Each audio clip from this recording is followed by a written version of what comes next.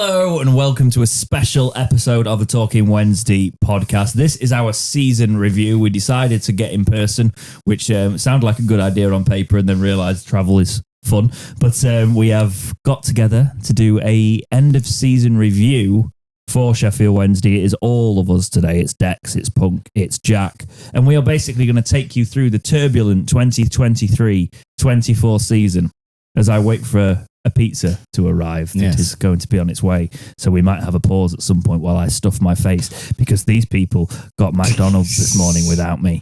And this is going to be one of those take a drink every time Dex mentions. I felt betrayed.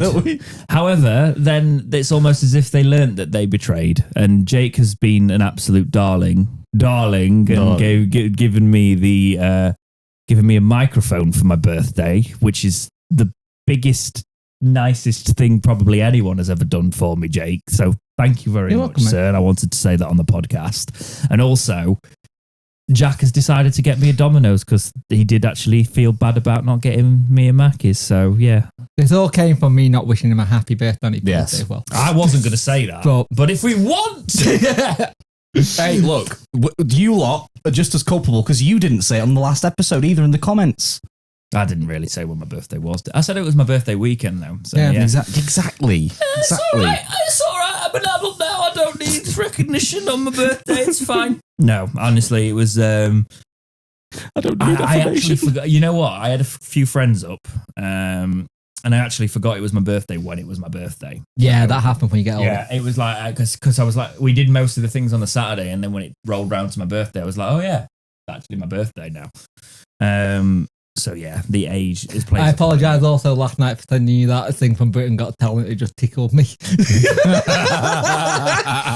Yeah, well, Jack's had enough lookalike, so I can see it. Soph went, there's no way, and I was like, I can see it with when I've got a short beard and a smile. I could see that. But then my sister pointed out, she was like, yeah, you've got the unfortunate thing now with long hair that though you can just look like anybody with long hair because everybody's got long hair now. Yeah. So, yes, but anyway. We're going to go back to the start of the season. Does anybody remember the statement that read like this on the Sheffield Wednesday website? Sheffield Wednesday can announce that manager Darren Moore has left the club by mutual consent. Moore joined the Owls in March 2021 and departs Wednesday, having won promotion to the Championship this May via the playoffs following 2 seasons in League One. Moore's backroom staff will also depart S6.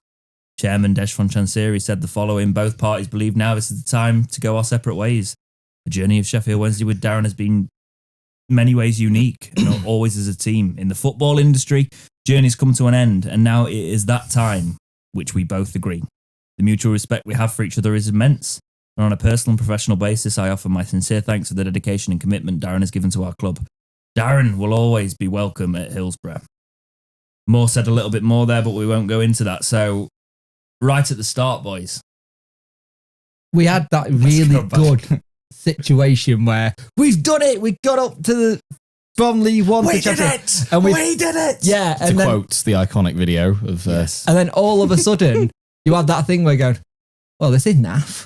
What do we do now? Yeah. I have told this story many times, but I was just picking up bread. I had bread in my hand, and I was like, what do you want, Jake? Go away. Because my phone just kept going off, and I'm used to seeing Jake message me a couple of times, or send me a photo, or send me something. I am annoying. I'll get back to him sort of thing. But I had like 8 notifications from Jake, and I was like, that's weird. All right, I'll just finish here, and I'll check it out properly. And then it started ringing, and I was like, has something happened? Is he in trouble? And it was this, and I just remember loudly going, "What do you mean?" I remember going, "This is a wind up." Yeah, no, I thought it was a. When you sent me the message about it, I thought it was a wind up, but and I went, "No, he's gone." It's like, what do you mean he's gone? Gone for a walk? No, gone. Yeah. He's left. And I was like, why? Like. And then we did the videos and we did all of that, and I think that was as low as you probably felt in a while. The uncertainty there. Yeah. I mean, it wasn't the worst thing in the world because we sort of span it round, going, is it money? Is it this? Is it that? You know, but we thought, right, okay, so he clearly must have a plan, and then the plan becomes bringing in Cisco Muñez. the so-called plan kind of dissolved in thin air, didn't it? This is how it was read on the Wednesday website, though. As he came in, it goes, Sheffield Wednesday are delighted to announce the appointment of Xisco Muniz as our first team manager. The Spaniard who gained promotion to the Premier League with Watford in 2020-21 takes charge of the Owls with immediate effect. Following a successful playing career, which included the La Liga title and the UEFA Cup triumph with Valencia in 2003-2004, Muniz moved into full-time management with Georgian outfit Dynamo Tbilisi. I remember this. Yeah, in 2020. Muniz was awarded the Championship Manager of the Month in March 2021 after 5 straight victories and went on to gain automatic promotion at Vicarage Road. The former winger has since had managerial stints with Spanish side Este Huesca and Northis Famagusta in the Cypriot top flight. Said that better than you did last time. Yeah, I just made it up. And went with it. Yeah. So, yes, Xisco comes in. We've got pre-season there. You know, we play York, Chesterfield, Real Murcia, CD Idanese. No, I don't know. Donny Rovers, Luton Town, all of them in pre-season. The pre-season games don't go well. No. What were we all thinking? What were you thinking at that point in pre-season? I was thinking, oh no, all of that absolute elation from last season was all just a waste. It's for nothing. It was all for nothing. And yeah, I was absolutely dejected before the season had even begun. And we didn't even have a pre-season with any of the new players that would come in later either. And that screwed us over in the first however many games as well. Yeah, because we had players come in, Jake, didn't we? We had in that window, it was kind of after the pre-season. I think I remember us saying at the time, we can't be too concerned with the pre-season. It's a brand new manager coming in and trying. It's going to take time. We were trying to be level-headed about it. We did bring in the likes of Deji Gassama, Paul Valentin, Anthony Musaba, Dishon Bernard, Juan Delgado, Ashley Fletcher on loan, John Buckley on loan, Jeff Hendrick on loan, Momo Diaby on loan, Davis Vasquez on loan. Bambo Diaby was a permanent. Reece James was made permanent at that time. And they were our summer transfers. Yep. We'd also lost the likes of David Stockdale, Deli Bashiro, Jaden Brown, Dennis Adeniran, Deniran, Jack Hunt. It was a big rebuild. Jack Hunt. Sorry, every time his name comes up, I just remember the stream. Anyway, yes. Sorry. You actually watched it back because I did. There. Yeah. I think the thing for me is it was that second week in Spain, and I remember it watching the live stream. Basically, Marvin Johnson went to run for a ball, and he kicked it, and then he's like pulled up, and then he's like, "I gotta come off. I'm in pain." And I think that's where the whole situation with him and Xisco happened. Because I think he was like, "I want Warriors. Well, I'm 30 odd. If I get pain, it's gonna hurt." Yeah. And I think that's where it all suddenly went wrong with the relationship with Xisco and Johnson. And you got to remember, we had Johnson in, because we also said at the start of the season, we all said maybe this is a step too far for him this season because it's been championship. Yeah, so we were like, maybe we trust Xisco on that. But even the preseason games are telling. Like, it was 1-1 with York. We beat Chesterfield 2-1, but it wasn't convincing. It was 0-0 with Real Murcia. We lost to that Idanese side 4-0. Yeah. We lost to Doncaster 1-0. Oh, yeah. And Luton beat us 2-1. You know, and then you get into the actual start of August, which is where it starts to you draw 1-1 with Mansfield in the cup, and they then win on penalties. So you go, it's penalties. And first game of the season was Southampton. Out of the way, yeah. we can focus on staying. It's like up. first game of the season, we're like, oh, it's Southampton. Whatever happened doesn't matter. It's a free hit. Yeah. Now you look at it today. Yeah. They've now gone up to the Prem. Yep. Yeah, exactly. Oh, sorry. So the Mansfield game was at the end. Sorry, these are in reverse order in the month. So yeah, the first game was Southampton, which we lost, and we sort of said, okay, so we're passing it a lot more. That's one thing we noticed. So there's some sort of thing happening here, and then I never saw that went away to play again. Yeah. It was almost as if that was actually potentially something that the players were doing themselves, and it got coached out of them. Yeah. Following that, yes, we did win on penalties against Stockport County after a 1-1 draw. Losing to Hull City 4-2 was just... it was terrible. That Delgado goal. Yeah. It was not a great game. I remember watching that. Then we lost to Preston, and I always used to say Preston sort of bogey team. We were never. Yeah, but we got Preston. 60 minutes of Momo Diaby being absolute brilliant and we got a really good player, and then he went off. He gets injured. That's exactly it. But then you go all the way through August without a win because Cardiff City beat us 2-1. Then we lose in that Mansfield game, as I spoke. And then we go into September and you think, right, August was woeful. New manager in. We're still believing a little bit that this isn't great. But then you're at home and Sunderland put 3 past you. Yeah. The team that you were battling in the playoffs a couple of seasons before. And yes, we all rate Sunderland. But then when it happens the following, I'm lying again. It's in reverse order. I had a really good narrative there. No, actually, because at the start of September, no, I'm not. At the start of September, we had a bit of hope because Leeds. Then we had the international break, didn't we? Yes. Because we drew with Leeds and Xisco got his first point. That's for me when Xisco should have gone. Yeah. Oh, yeah, 100%. After that. Yeah. International break. But we stick it out. Ipswich Town, fair enough. We lost 1-0 at home. Hold on a minute. Did we play Leeds and Ipswich back to back in the same month? Yeah. Pretty much similar. I didn't realise that. Yeah. Wow. Yeah. So Ipswich beat us 1-0. In hindsight, that wasn't a bad result, to be fair. Ipswich were really good this season. 1-0 with Middlesbrough at the time was woeful. That's when Paul played. Middlesbrough weren't good at the season. They were in relegation then. Yes. Yeah, that to me was like, okay, we're in trouble. Yeah. That was the game where we were like, where we're in trouble, we need to pick up. Swansea's a must win. You lose 3-0. Oh, we've got to get something at Sunderland. You lose 3-0. Yeah. That was the time. We've also got to mention that the Sunderland game was marred by idiots as well. Yeah. That we've had a few flashes in the not been a good season of fans just letting us down. Certain fans letting us down, which we don't want to see at all next season. And we don't want to see it in general. No. So it's you got to reflect on those moments because it's not what in my opinion, it's not what represents us as a fan base. Exactly. So and whenever we covered it, we've made it quite quick and just gone, look, it doesn't represent us as a fan base, it doesn't represent us as a podcast. We're always the ones that say, behave. Yeah. So by the end of September, he's got 2 points and you're going, you've got to sack him. And it does take a little bit into October. On October 3rd, he plays his final game. It's a 1-0 loss against West Brom.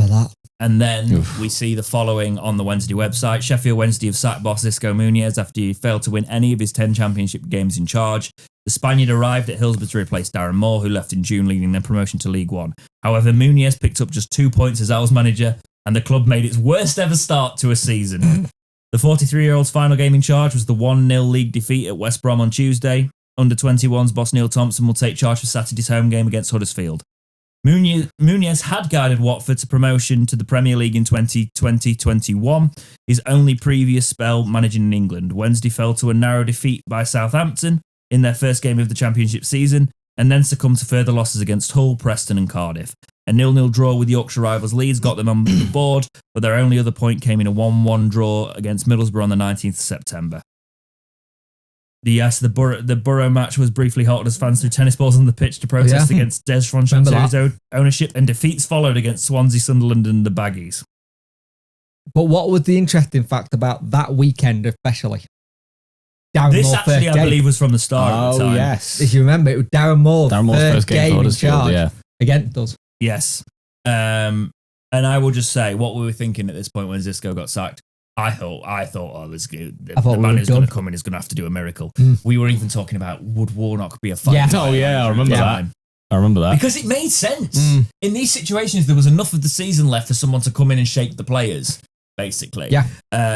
And we were hearing all sorts of rumours. There was the thing is, I did something in the summer while we were talking about it, and when Xisco, I said, oh, the German assistant coach nearly got it. And I mentioned his name, Danny Rule, and it's like, oh, kind of thing. It was an unknown kind of thing. And it just felt like when you started hearing his name again, I had that feeling in the back of my head going, Xisco, Chancery knows he's made a mistake here and he should have gone with the first one he looked at between the two. But he went with promotion, didn't he? You got out of this league, you know what you're doing. Yeah. Yeah, he didn't go for a project. He went for someone that everybody just called him a vibes manager. Even Watford fans called him a vibes manager. And that's what he was. And when the vibes go sour, That's what happens. Yep. He is he is the worst ever manager I have ever seen manage Sheffield Wednesday. He's statistically the worst manager. Yeah. But in terms of everything, in terms of the way he spoke, the way he got rattled by journalists, and the way training he spoke stuff, to them, though. Well, you see the training. Yeah, allegedly there were things coming out in the spheres of chatter where apparently the players were not doing any training drills. All they were doing was standing in a circle and doing the rondo. And that was it. There was no anything. He fluked his way into a job. Yeah. And Chansiri had the wool pulled over his eyes, which meant at this point of the season that the vitriol against Chansiri was higher than ever. You know, we were all saying that you've put us in this situation. Wasn't that also the weekend of the HMRC thing? Yes. Yeah. That came all at this time as well. So it was a sign when we were like, right, we're in trouble here. He had to get this one right. Or he had to have got the previous one right. That was the problem. Yeah. Because we had given the next manager almost an insurmountable task. It was going to take someone with a miracle or experience to deal with this. And it just wasn't looking likely. And I genuinely think the club could have just fallen off completely. And look at how many clubs from about 13th this year in the Championship changed the manager. Oh yeah, it was either twice or sometimes in Birmingham case 6. There was a very interesting stat that came out at the end of the season, but I won't spoil it because we haven't got to there in the timeline yet. No, well, what comes in here is Neil Thompson takes charge for Huddersfield Town. We draw. Yeah. So Neil Thompson basically gets half of Xisco's points in one game. But we also know what Tomo does. Tomo just took it back to basics. Back to basics, back to people that he knows and trusts. All of a sudden, we start passing again. Yeah. Yes. So we basically look for the new manager in the international break. We find out, was Xisco's first match? Was Rule's first match Watford? Yes. So he takes over during the time, Watford and the site reads as follows. Sheffield Wednesday are delighted to announce the appointment of Danny Rull as our new manager. The renowned German coach takes over as Owls boss with immediate effect, with an impressive career in his locker to date. The 34-year-old has held assistant manager positions with European giants Bayern Munich, RB Leipzig, Southampton, and the German national team. Rull's glittering coaching career now leads to his first managerial role in S6. Welcome to Wednesday, Danny. We were like, this is a curveball. This is a risk. This is actually something that I would have been excited about at the start of the season. Maybe you see someone coming after Darren Moore and you go, actually, yes, I can see a project here. But in this situation, you're bringing a manager that's never managed before, that's going to have to win over these players and win them over quickly and get results. And then you see us go out against Watford. The players are up for it, but we lose 1-0 and we're like, okay, here we go. And then when we lost to Plymouth, it didn't feel like a loss though. It felt like it didn't, because we lost to. This is the thing, though. It's weird to say that because we lost 3-0 to Plymouth, but it really didn't feel. It felt unfair, didn't it? And I think I saw a lot of the social media chatter from Plymouth fans, and they said, "How the hell have we done that?" Yeah, they couldn't understand. They couldn't get how they won the game because we started to see passages of play, and we were like, "Oh, we can see what this manager's trying to do here. We just don't think the players are good enough, you know." And you could have a Vincent Kompany in the Prem sort of situation, trying to do something, and the players just aren't good enough for it, and that's what it felt like. And then it comes to Rotherham, and if Rotherham ever had a chance to beat us, it was then. And they lost 2-0. And that was the start of the Daniel song, if I remember correctly. It was. So yeah, the Rotherham game was set up to lose for us more than it ever had been before. But Danny Rull, this is where it all turned around, and I think it's where we first heard Daddy Cool. Danny Rull. Which club tried to nick that recently? A lot of them have jumped on it. Yeah. Notice that.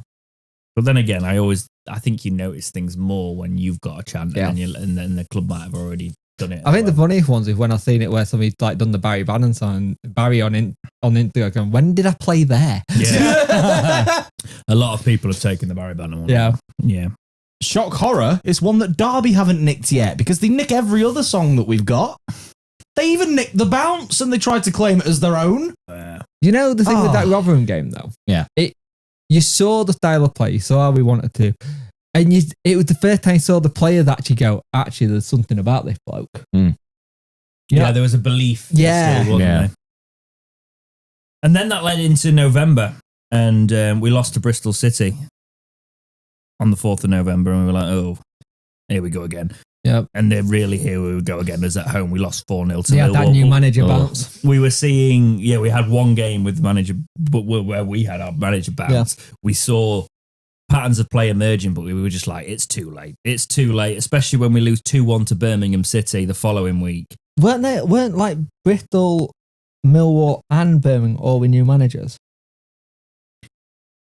I believe they were actually. That sounds about right at the same time. Because what we were going into here is, I remember before this, every week at this point, me and Jake were saying, we need to get to 15 points. Yeah. If we can get to 15 points, then we might have a chance after Christmas.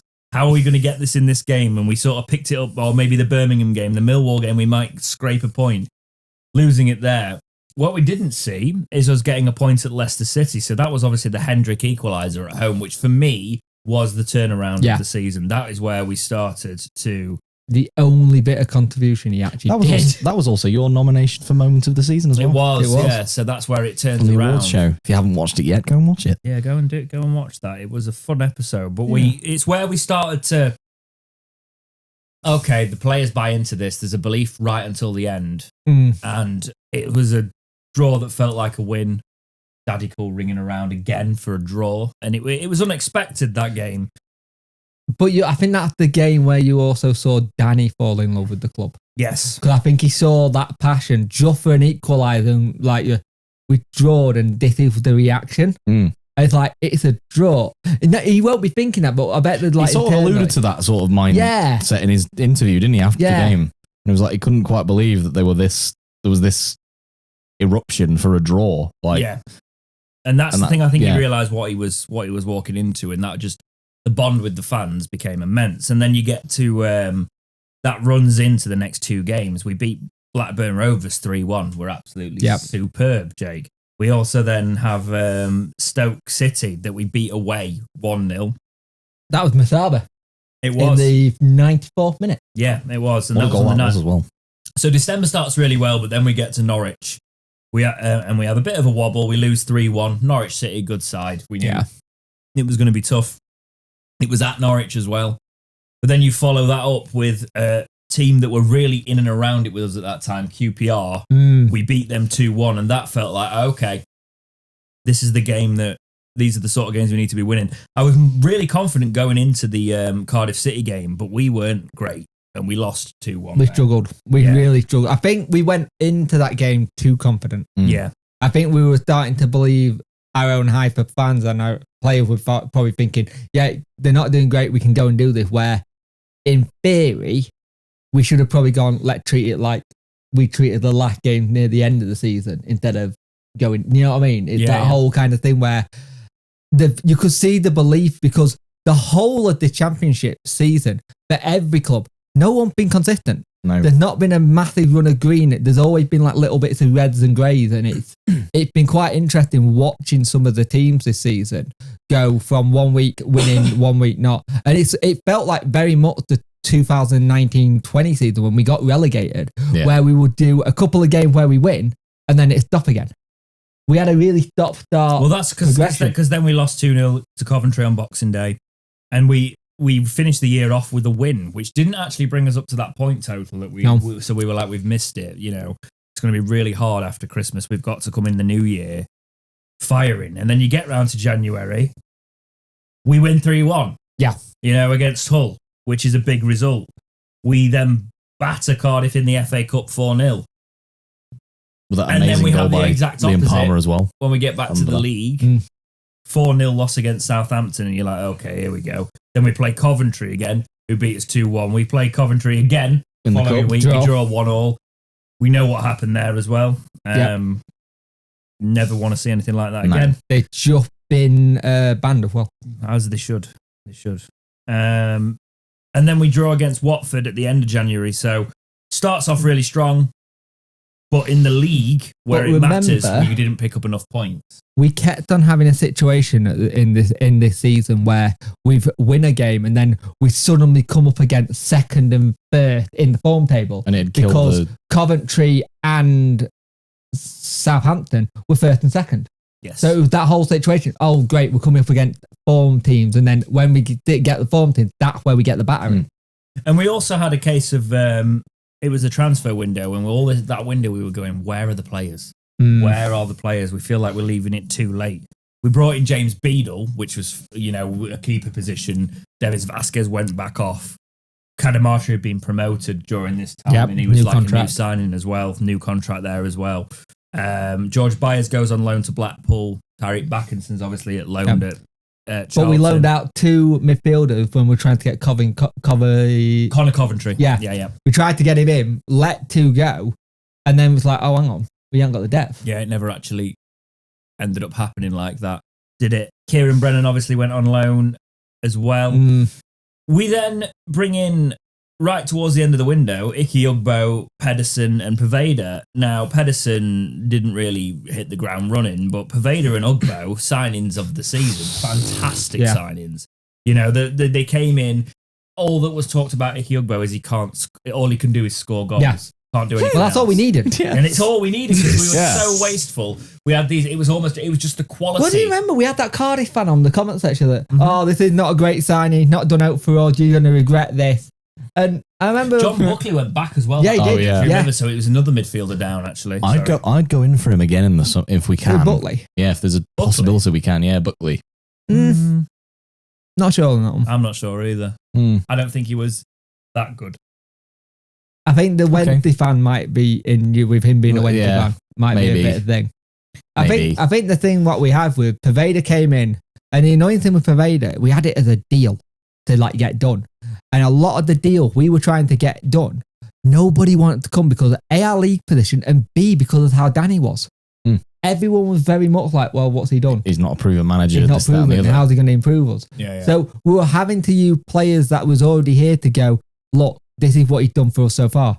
And how many times have we heard an interview with a player from January going, he's really good, he's done this, our training sessions are this. That's when Barry Bannon, I believe, came out with that article interview thing, and he said it's the best manager he's ever worked with in his career. Yeah. That same But then you get time. through that window with these amazing signings coming in, and you get the game where we all thought it was over.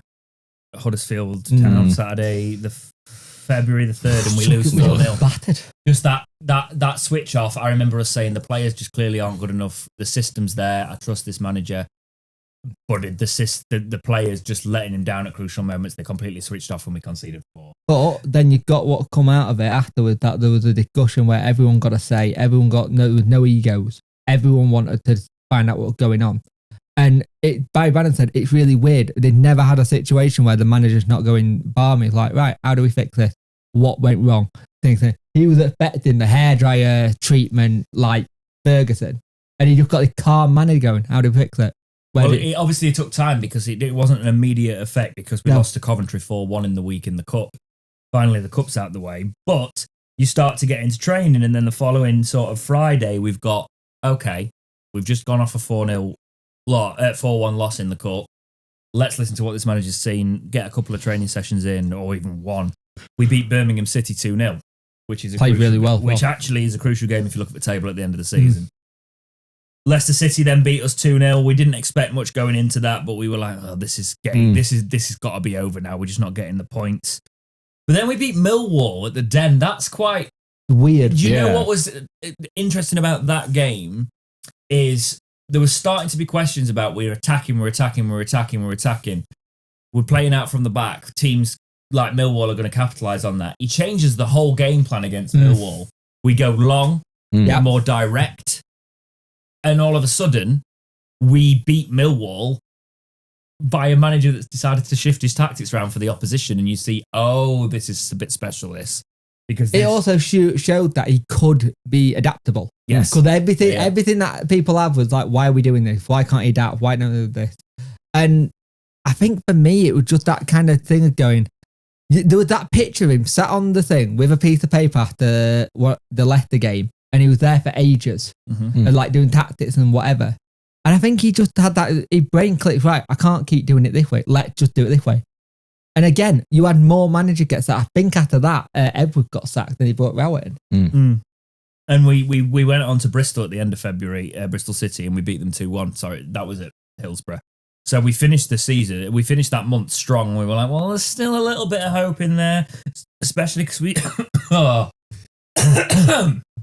Well, we ain't got timestamps. We'll keep that cough in there. Apologies. There's the pizza coming back up. Yeah. So, my pizza arrived. We took a break. So, Rotherham, you start March with Rotherham, and we beat them 1-0. And then Plymouth Town, just saying, Pieface tweeted about how they'd relegated us in the time before. That was quite funny because we were there live, obviously, weren't we? Me and Jack went to that one. It was interesting watching the fans a little bit. Oh yeah, well, you didn't invite me to. I remember this. Wasn't sour at all, was I? I love doing that, by the way. Have you noticed that? It's a running theme on this podcast. Oh, yeah. I'm not actually mad. I just want to say. You just want to make us feel really awkward. Just for that. Just for Jack that. gets this look in his eyes. You like know deer and headlights. I know. The proper look. Deer and headlights. He's like, yeah. He looks like a naughty child that's been told off. Look, he's been caught like getting some chocolate when he's just about to have dinner. I forgot how you said that word. Do you remember I used to say it on the old podcasts? Say that word again. Which one? Chocolate. Chocolate. Say it again. Chocolate. You getting this, right? Yeah. Say it again. Chocolate. Chocolate. Yeah. Chocolate. Chocolate. Chocolate. He misses. Chocolate. He misses. Oh yeah. Yeah. I was like, are you not hearing this? No. We got the same ears. You're literally just sat in like, front of me. That's just. That was the early podcast where he's like, oh, am I picking the right person to do a podcast? Just chocolate. Chocolate. Like little kid. Yeah, exactly. Chocolate. You got any chocolate? But then we play Leeds and we lose. Again, though. Expected. First in the form table. Yes. And then we got battered. We were here. Yes. Oh yeah. So we were sat in this room. We were just really depressed, weren't we? We saw the first three go in and went, nah. Well, let's do a podcast. Sod that. F that. Yeah. It's done. Let's try and be positive for the next while.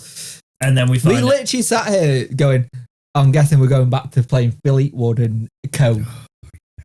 It felt and like hearing, it when hearing the dreaded Captain If you Pugwash remember, theme. Go watch. Yeah. You can remember to watch Jack have a mild breakdown. Yeah, so we get to the it's the middle of March this, and we've just done a 6-0 defeat. International break though. Bear in mind, Danny had closed the gap a few times by this point. Yeah, he got it from 13 points adrift to 3 to 1. And I think at one point we were out of it. I think it coming into March where we got out of it for all of the 35 minutes. But we had an international break again.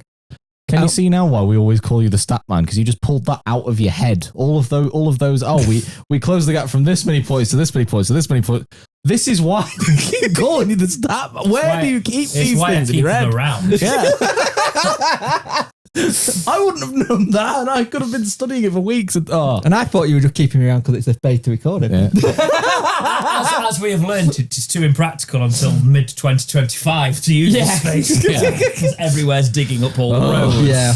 Yep. Because they can never just finish the road works. Oh, we are working night shifts too. Are you? Because I travel on the mornings and the nights. Yeah, so I know that. We actually know someone that does that job as well. Yeah, we do. Tell him to do You know him. You know him. Do I? Yeah. Oh, okay, cool. I'll tell you afterwards. To do it properly. He's too busy doing match day vlogs, isn't he? Oh, I know who it is then. Hurry up. Sort the A1 and the M1 out. I've had enough. Don't go to matches and go to Stockport County's promotion party and wait. We need a motorway. I'm sick of these average 40s with a nice speed camera to protect the safety of our workers. Oh, yeah. We're never there. Where are they? We're not protecting ghosts. This when you get the one. Oh, this is good. You get the ones of like, oh, please be careful. My daddy works here. Where? You know the small child. Yeah, but you go past, he's in his van on his phone going, like, hi, I'm meant to be working. So yeah, it felt really bad when we lost to Ipswich 6-0. But we had an international break. Yes. And he did something differently. Instead of call them all in, they had days off. They had Sunday, Monday, Tuesday, they were in Wednesday. Again, we've not written that down. No, he's just. I'm scared. Yeah. So the thing is, though, we only pick up a point against Swansea to we should have got all the three. Season. We should have got all three there. We played so well. Again, it was feeling bad. We only. That Middlesbrough game. Oh, that was I was at my friend's house watching this, and I said to him, I have never watched us play so badly since Danny Roller's come in. That Middlesbrough game made me angry. It was just like a capitulation, wasn't it? Like total show them your belly, just friggin' surrender. But this is the start of April, and we've just dropped 3 points again. So there's no way. And then you get QPR again and you go, on 4. Yeah, you get 2-0 against QPR, and you go, right, okay, well, it's still not great. Because we were still drifting. We draw with Norwich. That turns out to be bigger than it should be because we capitulated in the Norwich game as well. 45 minutes in that first half, we were useless. Yeah. Yep. Second half, he just changed it up, changed players, and I'm going to say it now, and I'll probably get criticised for it. Patterson was the difference in that game. Yes, he was. He was. He was the difference because we had the period at Christmas when he got that head injury at Cardiff. He got the head injury at Cardiff, and all we had was Patterson and Cadamartri. They were doing all the pressing. Yeah. We didn't have people pressing then. He came back. I remember when he came on, and you know when you see that picture of Jamie Vardy where he swigs the Red Bull and comes on, I just got this image of him going down to dressing, getting Monster energy, getting Monster going, and then gone. He came on, and he just didn't care. Anyone who was going down there, he just clattered and went, I'm having that. I'm having that. Exactly. I also realised, by the way, we had food. That's why we've got lives. I just realised they've been in the shop for a while. This is the game again where I thought we've got to be down because you draw at Stoke at home to Stoke, and you're like, well, they're fighting around with it. It was absolutely messed again. Liam Palmer stepping up with the goal. Yep. Yeah. That should have been 3 points. Yeah. And the last 3 fixtures would have felt a lot safer. Because then we're going, well, we've got to win them all. After that Stoke game, we've now got to win them all. And we've got Blackburn, West Brom and Sunderland. We're not going to win all of those. But do you think this is where the Wednesday comes into play?